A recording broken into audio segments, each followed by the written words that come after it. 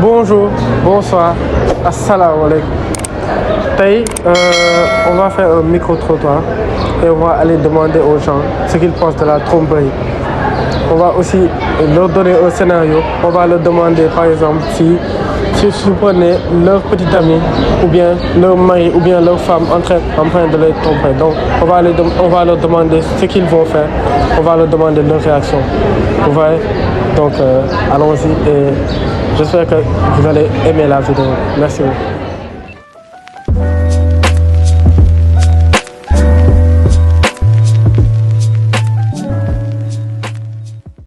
Donc, bonjour.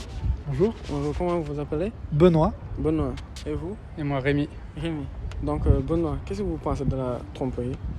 Moi, c'est rédhibitoire. Je suis vraiment contre la tromperie dans un couple. Et qu'est-ce que vous en pensez en général? C'est pas une bonne chose. Dans le couple, toujours non, pour moi, c'est vraiment un manque de confiance. Ça brise la confiance, donc pour moi, c'est la fin d'un couple. Et vous? Je rejoins ce qu'il vient de dire sur le bris de la confiance. Dans le couple, c'est important de garder cette confiance-là. Puis la tromperie, ça va à l'encontre de ça. D'accord.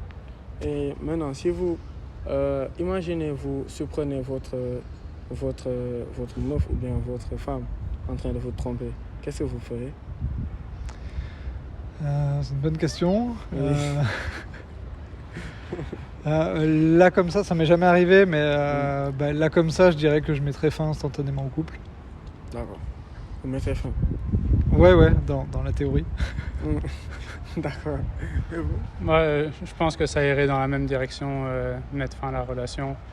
C'est sûr qu'il y aurait un peu des discussions à avoir, essayer de clarifier qu'est-ce qui s'est passé, mais je pense que ça amènerait quand même, il y aurait quelque chose de brisé vraiment dans la cohésion du couple et je vois qu'il y aurait beaucoup de mal de considérer continuer la relation après ça. D'accord. Donc pour tous les deux, pour vous deux, vous allez arrêter la relation? Oui. D'accord. Merci beaucoup. Merci beaucoup. Merci. Merci. Bonne journée. Bonne journée. Bonne journée. Salaamaaleykum. maaleykum salaam. yaa ngi si jàmm? waaw maa ngi si jàmm. noo tudd? man Chérif laa tudd. Chérif. yow nag noo tudd? man Papi. Papi ah. waaw léegi Chérif loo xalaat si tromperie? Tromperie. waaw. non loolu moom baaxul. ni da ngay fidèle quoi. comprendre nga. waaw. ndax da ngay xalaat ëllëg mën nga am jabar ay doom. tromperie boo ko tàmmee léegi da ngay dem ba wéy di ko tàmm da ngay nekk paa sax am sa jabar waaye ko fi dem ay Seyba ay Le Bénin Seyba di comprendre. voilà noonu la fa demee.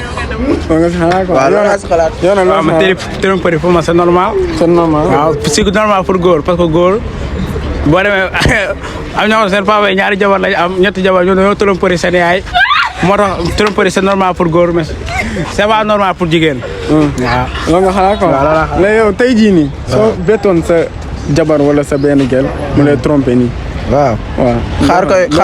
xaar ko yow mal xiyam. billaay dama xëy rey. man kenn du ma yeb de. non jamais de la vie. xam nga lan la. nit yow yaa xam ne kanam bu mu lay trompé. boo ñëwee ne ko wax ko sa fula teg xel bu jekk. billaay walaay dawal asma sikoor. billaay walaay du la trompé. dëgg la waaw. si maan la quoi affaire yi. lépp si xel. noonu la fa demee. noonu la demee nag. yow nag. moo bettoon lan. boo bettoon nii sa benn gel wala instant bii nga mayee nga am sa jabar nga bett ko si. damay dem ba si waaju góor gi ba. yàlla si leneen. jaay si leneen. waaw. doomu am na million laa de. doomu am na million may sama papa waaw. li may def c'est normal nag. waaw jaar nag. noonu la waaw merci ah. merci jërëjëf waaw. Bonjour. Bonjour, Comment vous vous appelez? je m'appelle Stella. Et toi? Je m'appelle Victoire. Victoire. Maintenant, Stella, qu'est-ce que tu penses de la tromperie? Pour moi, la tromperie, c'est un tue l'amour. Dès lors où il y a la tromperie, c'est mort. On n'avance plus, on se cache toutes les choses. Il n'y a plus d'échange, il n'y a plus rien. Pour moi, c'est un tue l'amour, c'est un stop-tout en fait. Ça stoppe tout. Oui, ça stoppe tout dans une relation. Que ce soit homme et femme, frère et sœur, mais la tromperie, ça passe pas. D'accord. Et vous? La tromperie, déjà, le fait d'être infidèle, c'est déjà insupportable. Que ce soit en amitié, en amour, je pense que ça tue l'amour, comme il a dit, ça passe pas. Ça passe pas. Non, ça passe pas. Donc, c'est Stella? Oui. Oui. Si tu surprenais ton mari ou ton mec en train de te tromper, qu'est-ce que tu ferais? Quelle serait ta réaction et qu'est-ce que tu ferais? Bah déjà sur le coup, je suis quelqu'un de très très très impulsive. Je sais pas comment je réagirais, mais si je me mets dans le contexte, je vais péter un plomb, je vais m'énerver. Non, je suis pas quelqu'un de violent. Oui. Je vais les laisser faire leur truc calmement, mais qui viennent pas me parler après parce qu'il y aura plus de discussion. Quand je vois comme ça, c'est fini, je plie bagage et il y a plus rien à faire. D'accord. Et vous? Et moi, déjà, si j'arrive, c'est sur le coup, genre c'est dans ma maison, dans ma chambre. Je pense que sur le coup, je vais pas m'énerver aussitôt. Je vais juste me retourner et partir. Et je pense que il y aura plus de après nous. Le fait que je ferme déjà la porte, je suis partie, ça serait plus la même chose. Ce sera fini. Donc tu vas couper. Exactement. Après, j'ai pas besoin des explications aussitôt. C'est vrai que faut que le temps passe avant que je puisse passer l'éponge avant de vouloir avoir une discussion avec le conjoint. D'accord, mais ce sera fini pour toi. Ouais, ça serait fini. La fidélité, ça passe pas.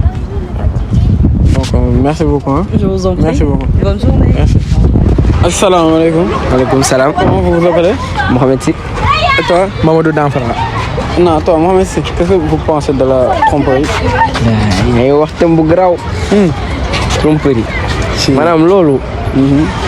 góor waru ko def góor waru ko def quoi man si sama xalaatu gàtt. góor warul tromper nit ki boo naree dem ba koy tromper nga bàyyi ko mu dem quoi man loolu laa gis man. loolu nga gis. waaw. Et vous? te Olga wax na dëgg ah si man moom wax moom dëgg la quoi. Tromperie mooy loo xamante ni selon moi c'est impardonnable soo demee moom ba di tromper quoi nga bàyyi nit ki benn yoon waaw ay tromperie moom si man nit moom su xasee ba tromper nit ay seconde chance affaire yooyu noonu jarul muy amaat waaw nga bàyyi ko directement man moom loolu laa xalaat quoi.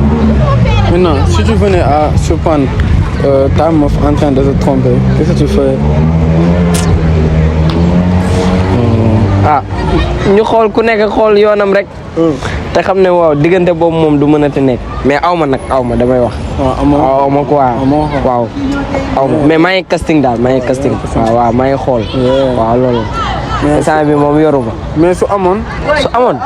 Si ça venait à se passer, tu allais couper les ponts. waaw amutoo ay deuxième chance yooyu noonu dañuy ku nekk day dem xool leneen quoi waaw man loolu laa gis man. waaw. Et toi? Si tu venais à surprendre genre ta meuf en train de te tromper. Watabil tàngalang. say man affaire yooyu noonu nekkuma si sax. ok yàlla may tëj foofu yëpp. bilaay tëj foofu yëpp tëj mbaari. non ay tuga bëgg moom mooy loolu. c'est que benn chose bu ignoble la quoi. moom góor na ko def. nit moom su xasee nag ba def la ko nii loo def si man moom loo def dagan la quoi. tëdd la nii rey la ni xeex sax dagan na si man. daa xalaat. Infini soo ko fekkoon talal nii. waaw mu lay trompé. nga génne sa 37 fekk ko foofu noonu égorgé ko. kon yow sadik nga kii boo la gën a sadik de. man li mu wax nii ànd naa si ah. ànd nga si ah. waaw man su ma fekkoon nii sama jabar si kaw lal bi mu may trompé. damay daga gen gi. billaahi. asalaamaaleykum. waaleykum salaam. Boy noo tudd. maa ngi tudd Touré Deyong. Touré. Deyong. Dem. Touré Dem. Touré Deyong. Deyong. Léegi yow loo xalaat si tromperie. Tromperie. mooy loolu noonu de ma sama gel su ma trompé rek booy mooy loolu. mu xaru rek daal di xaar leneen rek. loo si xalaat mais loo si xalaat. lu ma ci xalaat. waaw muñ rek. maanaam naa gisaat beneen rek. mbaa lu baax la wala loo si xalaat. waaw yow lu baax ah. xam nga la ñuy wax. miroir xam nga miroir. waaw mooy lii. miroir bi waaw. nga jël xeer sànni ko si bi mu muy tojee. voilà noonu la mel. tromperie loolu lay def quoi. day brisé quoi day yàq loolu def na ma ko. non bul jooy. toog naa 2 semaines añu ma. ndax tromperie quoi. ay pinto rek laa doon leen 2 semaines laa toog añu ma 2 semaines. tromperie dafa baaxul. bilaay baaxul loolu. baaxul non bul jooy non. yaa ma gën a xam non muñ ko garaaw. léegi wuyu ma léegi tey jii nii soo bettoon tey jii nii nga madee woon nga bett sa jabar nii mu nekk di la tromper sa nekk nii nooy réagir loo koy def. ma koy chantage rek. koy chantage. waaw. noo koy chantage. su fekkee dafa yor xaalis dama koy chantage. dafay lii war ma wax waa Gaalem. mooy loolu noonu. may fayeeku yaa ma gën a xam guddi si xam nga suy bañ guddi si dama koy santaat di fayeeku daa am nga a xam nga luy fayeeku bu baax la aj dóor ah mooy loolu noonu quoi mais maa ngi bëggee sama waa gars yëpp sama booy koñ yi voilà mooy loolu mais tromperie baaxul wër na yàlla su la trompé xoolal sa xol bi li ñuy jël xoolal noonu la. waaw noonu la demee quoi mais mooy loolu loolu muñ rek ah. waaw après lii ñëwee dàq. waaw lu ñëwee dàq. waaw amul xalaat. bilaa amul xalaat. merci ah. merci. bonne journée ah.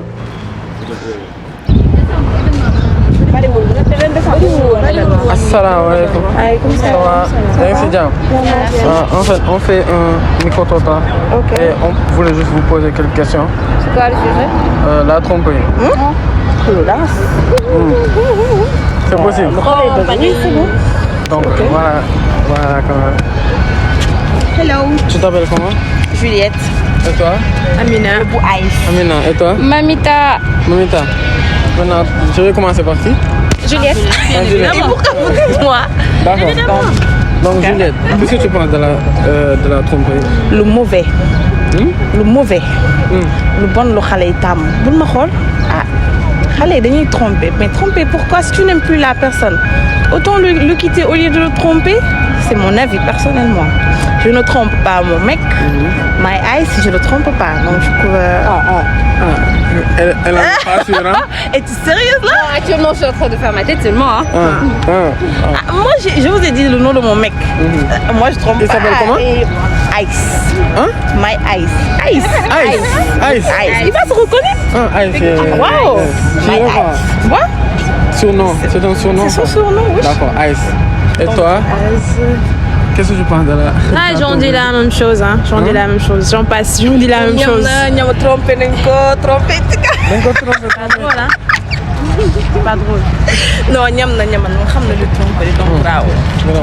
Dans tous les cas, c'est pas dans l'honnêteté, hein. C'est pas dans l'honnêteté. De tromper son mec. Jaru ko en fait. C'est pas le fait, c'est pas la tromperie, c'est pas seulement les relations, mais c'est de manière générale en fait, que ce soit en amitié, dans la famille ou quoi que ce soit. Il faut juste toujours être honnête avec la personne, c'est mieux parce que ça finit toujours par blesser en fait. Quitte-le, il y a d'autres mecs qui sont là, faut quitter la personne au lieu de le tromper. Restez honnête. Et toi? Restez honnête. Restez honnête. Elle est timide quoi? Elle est timide. Timide. Mais bon, faut parler aux gens d'arrêter de tromper leur mec, leur meuf et tout. C'est pas bien. Si tu n'aimes pas la personne. Toi, si tu surprenais aujourd'hui ton mec en train de te tromper, quelle serait ta réaction? Pas de réaction, dama koy baal. Jarul kii yow xam nga loolu ci dama koy baal. Mais demandez-moi le pourquoi. Et le pourquoi? Pourquoi? ñoom ñëpp dañuy fen. Ils mentent tous. Sauf mon père. Mon père, il est honnête, tu vois. Ils mentent tous. Donc mieux vaut ma am koo xamante ne xaw ma la de bu ma dugal. Mieux vaut ma am koo xamante ne. Vous généralisez? Mais nga gis góor boo xam du fen sérieusement c'est très très très rare am na de peut-être mais c'est très rare 100%, 99,99% yëpp dañuy fen. Donc mieux vaut nga am koo xamante ni ay fenam neex na dégg ça sonne très bien à l'oreille. moom ku mën a fen carrément di nëbb ay fenam là ça va quoi mais man su ma la jàppee nga may tromper mu leer ma ne su ma la bàyyee utiwaat keneen daf may tromper mais dama lay baal après on passe. Moi mon mec je lui ai dit ça je me trompe bien me dire que bébé dama lay tromper après yow boo koy jàpp trompe pas. Ah ouais. Tu me trompes, je te trompe.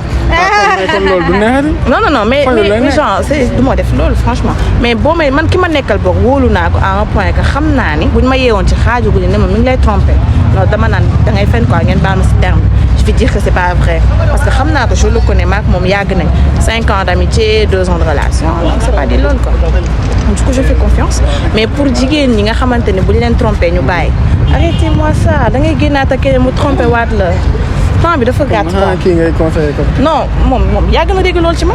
bu doon ku la tromper nga bàyyi ko ñun suñu yaay duñu toog ci sëy te dañ leen di tromper takkal leen wujj et tout mais dañuy toog muñ liñ naan loo fa xaarul mais ci gis nga lu nuyoo ci ngoro lu feeñ ci sëy dafa nuyoo woon ci ngoro bi dañ ko faalewul moom sama maam moo ma yar loolu la ma lu feeñ ci sëy dafa nuyoo woon ci ngoro kenn faalewul ñi ngay dundee ci sa relation boo sëyee noonu ngay dundee ala kulli al ay non dama koy dund nii su ma màggee ma changé su may sëy ma changé du changé noonu ngay sëyee ku tàmm farantu dajale ay fan boo sëyee mooy ñi am jëkkër am fan peut-être manque moo leen ciy dugal mais la majeure partie tàmm farantu bu bari waaw ñu koy fooyee si seen ndaw noonu lañ koy màggaale donc du coup mieux vaut soo bëggatul nit ki amatoo sentiment wala sa sentiment yi xaw a wàññeeku ne ko ku nekk na jël benn pause ngeen jël benn distance ku nekk toog xalaat après ngeen retrouver waat boo ko bëggatul mais bàyyi ko mu dem ngeen nekk ay xarit man c'est ce que je dis man et c'est ce que je dis à mon mec bébé tu m'aimes tout le temps bébé tu m'aimes bébé yaa ngi may nopp ba tey waaw yaa ngi may nopp bébé yaa ngi may nopp ba tey bébé lii bébé laa mais c'est juste pour savoir su dee amatoo sentiment wax ma parce que xam na ni noonu laay dundee moi je suis comme ça moom xam na ko ah waxal Amina eh xam na loolu man xam na ne noonu laay dundee donc voilà. Et toi? Moi quoi? Si tu surprenais ton mec en train de te tromper. Oui. Quelle serait ta réaction? Tu dis? Si tu surprenais ton mec en train de te tromper, quelle serait ta réaction? Ça la nekk ceinture noire Quelle serait ta réaction? Ma réaction, je vais rester calme. Restez calme. Mosul calme. Je te promets, mosul calme. Ça c'est la première étape, fais doucement. C'est la première étape. Je reste calme. Je reste calme parce que je ne sais pas ce qui se passe. Je reste calme. Après, je vais écouter la version de chacun d'entre eux. Mais tu le surprends. Genre, imagine que c'est ton mec. Et tu Sachant que tous les deux sont en train de mentir. Chacun va essayer de se justifier. Donc on écoute. Tu écoutes d'abord? Oui. Parce qu'ici, on est au Sénégal, même si on surprend les gens, ils ont toujours des choses à dire en fait. On écoute les gens. Après ñu xool cas bi ni ñu koy gérer rek. Non, je vais pas faire ça. Non, que chacun prenne son chemin et basta quoi. On coupe les ponts. Je cherche pas de milliers à 14 ans. Il y a pas que je te trompe, tu me trompes, je sais pas ce temps-là. Ah, xale de loolu trompe pas, tu me trompes, je te trompe. On n'est pas dans ce niveau-là. Yow da ngay passer à autre chose. Je passe à autre chose. Je reste pas là-bas. Egg na liggéey daw na. waaw kon merci hein. Merci beaucoup. Bàyyi leen tromper baaxul. bu ngeen ko bëggatul bàyyi leen xale yi bàyyi leen tromper bàyyi leen fatt fépp bàyyi leen loolu. Et pourtant elle est la pire hein.